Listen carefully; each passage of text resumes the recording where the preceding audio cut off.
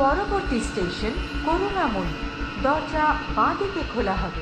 Hello friends, আজকের ভিডিওতে আমরা কলকাতার মেট্রোর সেই অদ্ভুত ও রহস্যময় জায়গাগুলোর বিষয়ে কথা বলবো, যার মধ্যে রয়েছে বেশ কিছু রহস্য।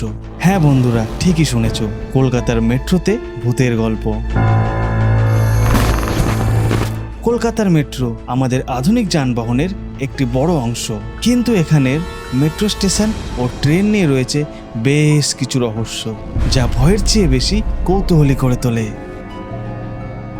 প্রথমে আমরা যে স্টেশন নিয়ে কথা বলবো তার নাম হচ্ছে সেন্ট্রাল মেট্রো স্টেশন। বলা হয় স্টেশনে নাকি ভূতের উপস্থিতি অনুভব করা যায়। অনেক যাত্রীরা দাবি করেছেন যে হঠাৎ করে একটা গা ছমছমের অনুভব করা যায়।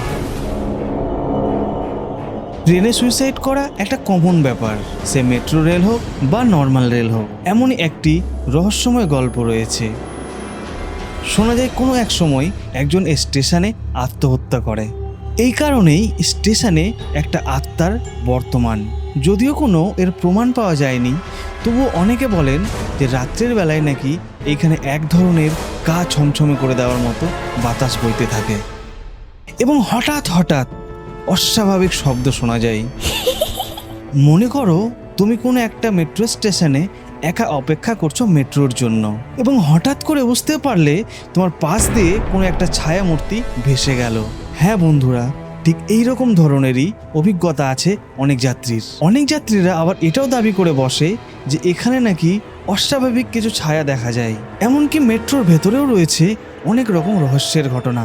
অনেকেই বলেছে যারা মেট্রোর ভেতরে বসে থাকাকালীন হঠাৎ করে তার পাশে একটি অদৃশ্য ছায়ার অনুভব তারা করতে পেরেছে। এবং রবীন্দ্র সরোবর মেট্রো নিয়ে উঠে আসে অনেক রহস্যময় ঘটনা ও কাহিনী, কিন্তু আজ পর্যন্ত কোনো নির্দিষ্ট প্রমাণ পাওয়া যায়নি। তবুও অনেক যাত্রীরা যারা বিশ্বাস করেন যে স্টেশনে রয়েছে অদ্ভুত ধরনের রহস্যময় ঘটনা।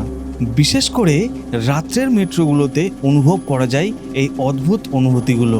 আবার কিছু যাত্রী এটাও দাবি করে যে রাত্রের বেলায় স্টেশনে অনেক ধরনের অদ্ভুত অদ্ভুত জিনিস হতে থাকে।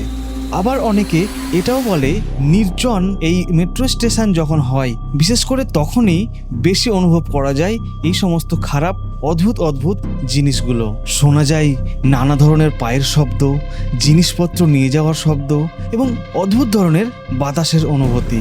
এই স্টেশনের যে সমস্ত জায়গায় মানুষ খুব কম চলাফেরা করে, বিশেষ করে সেই সমস্ত জায়গাতেই ছায়ামূর্তি নাকি বেশি দেখা যায়।